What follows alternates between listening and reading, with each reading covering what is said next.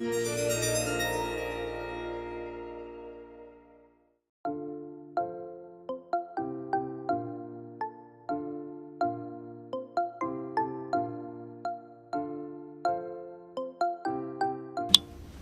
my chapter is on FM screening, and main focuses that I clue into are history and background of FM screening, the capabilities of the method, expanded gamut, current applications, and future advancements. It's relevant because this type of screening eliminates difficulties seen in the traditional AM screening.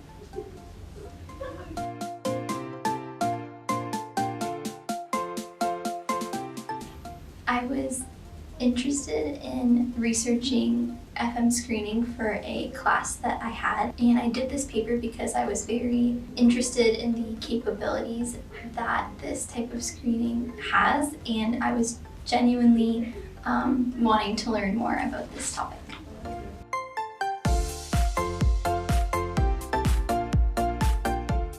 The expanded gamut section was an interesting piece I had learned from doing research for my journal. This is because I had never thought to investigate in the expanded gamut area because I didn't know how relevant FM screening was in that aspect, and I quickly realized that technically it does not increase the color gamut, but instead FM reduces the potential gamut less than larger dots of an AM screen does.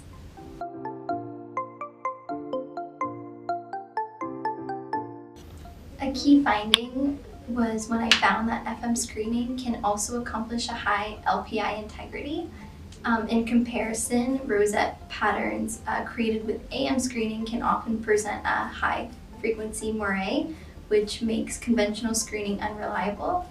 Another was if one color in the rosette pattern has a misregistered angle or has shifted a little too much, the image will result in a moire. And lastly, this conflict is completely avoided with FM screening due to the fact that there is no screen angles used for printing the dots.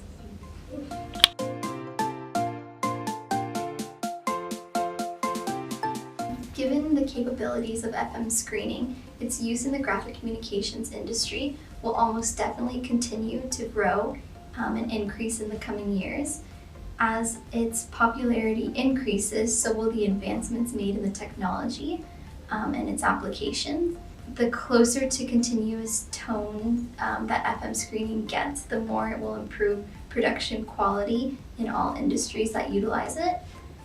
Kodak also commented on the advancements FM screening is taking towards offset printing, and they stated that what drives the further adoption of FM screening is an offset is the printer's desire to meet customer expectations, lower manufacturing costs, and differentiate themselves for their competition.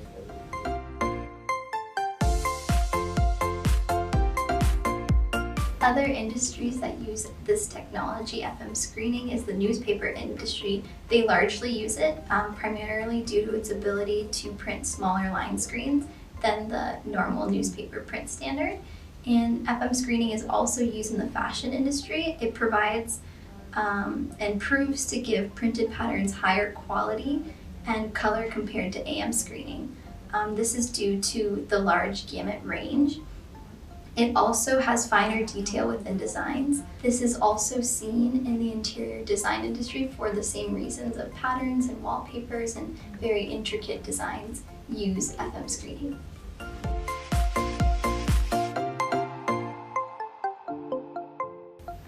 So the processes that I went through to complete my report involved researching different types of printing where FM screening is used. I contacted some printers throughout Ontario, Cobra Printing specifically, and talked to them about how they use FM screening, how they implemented it, how long they used it. And other than that, it was reports online.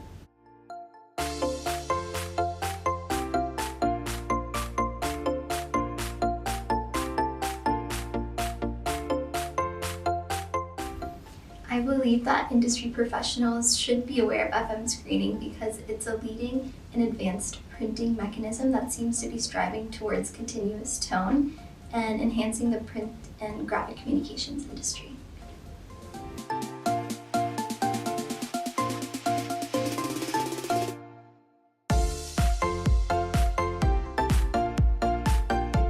FM screening is an image reproduction process first envisioned by Carl Schutter in 1965 at the Technical University of Darmstadt. Since then, it has created a significant change in the printing process, and sometimes it's called stochastic screening. The process gets its name from a mathematical term meaning being or having random variables. It's derived from the Greek term meaning skilled or aiming, and its name is meant to represent the random pattern of dots that are produced by the technology to form a desired printed product.